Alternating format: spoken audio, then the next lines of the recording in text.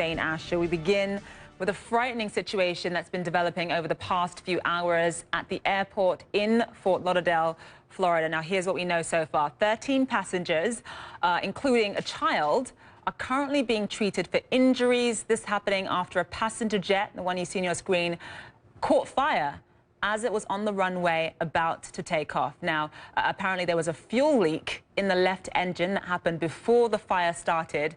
We know that all the passengers were evacuated using the inflatable slides. Now, the 767 is owned by a North Carolina-based company called Dynamic International Airways, and it was about to fly to Caracas, Venezuela. CNN aviation analyst Miles O'Brien joins me live now from Washington. So, Miles, thank you so much for being with us. I was just speaking to my colleague Richard Quest about an hour ago, and he was telling me that before every flight, one of the things that pilots will do will be a walk around, basically examining anything unusual about the plane. Now, if the pilots on this particular flight followed proper procedure, then why wasn't a fuel leak spotted in advance? Well, it's possible that the fuel leak materialized as the engine was being started. What happens with commercial airline travel is they begin the taxi with one engine going as you push back, and then on their way to the runway, as they realize that they're about to get their clearance, they will start up the second engine. It's quite likely they were in the process of starting up that left engine when this problem materialized. And what the sequence of events were, we don't really know. Did the compressor actually explosively fragment? Did that cause a fuel rupture, which caused a fire?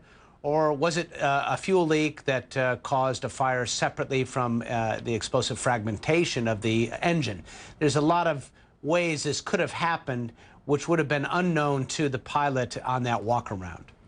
So, next phase of this is going to be the investigation, obviously. What exactly are the NTSB going to be looking at? What's the first thing they're going to be looking at in this? Well, aside from physically just taking a look at the engine, they'll be able to tell a lot just by looking at how it failed. They're going to go straight for those maintenance records on this airline. What was the last work done on that engine? Who did the work? Was it done to specs? Was there something amiss at all in the way that maintenance is done? This is an airline that's been around just for a few years, has a fleet of 5 older 767s. Maintenance is always important with aircraft, particularly older aircraft. And this is not something you can compromise on. But maintenance is also expensive, and the airlines are constantly looking for ways to save money. Let's talk about the airline company, actually, because they're not releasing any information right now about what happened. They're basically saying no comment.